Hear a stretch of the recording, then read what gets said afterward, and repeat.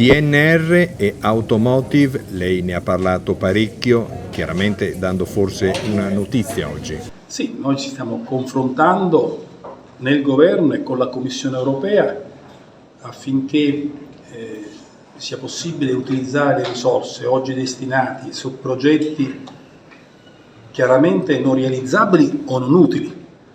come quelli per esempio che erano state destinate agli stadi sportivi, su progetti realizzabili nei tempi del PNRR. Dobbiamo contabilizzare tutti gli investimenti entro il 2026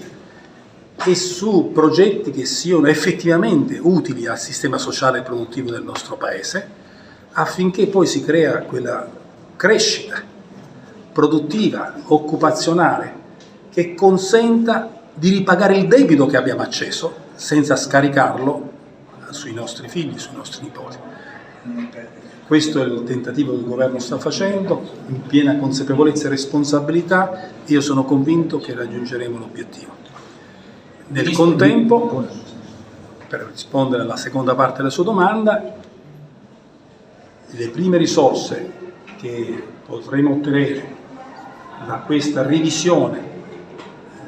che riguarda il REPowerEU e il PNRR, noi li destineremo, per quanto riguarda il mio dicastero, al piano Transizione 5.0, cioè all'incentivo attraverso crediti fiscali significativi alle imprese per innovare i propri impianti ai fini della sostenibilità appunto ecologica e ai fini della digitalizzazione.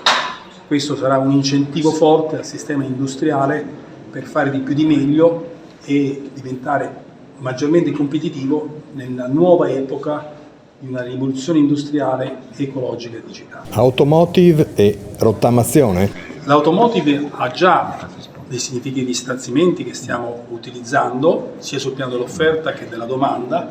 ove ci fosse la possibilità, come io mi auguro, di utilizzare altre risorse nel settore dell'automotive, che è quello più importante sia per quanto riguarda la sostenibilità ambientale, la riduzione di emissioni di CO2, sia per quanto riguarda il sistema industriale del nostro Paese, perché è orgoglio del nostro Paese l'intera filiera dell'automotive. Concentreremo anche su questo i nostri sforzi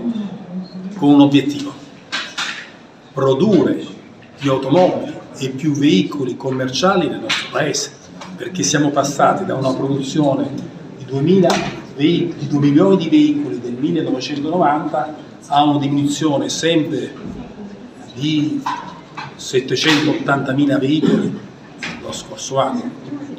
Ecco, dobbiamo arrestare questo declino industriale del Paese, tornare a crescere, a produrre di più anche veicoli, sicuramente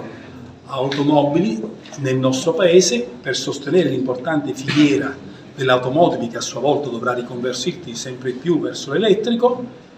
e poter poi fornire agli italiani una macchina italiana. Altrimenti gli incentivi andranno alle macchine prodotte all'estero,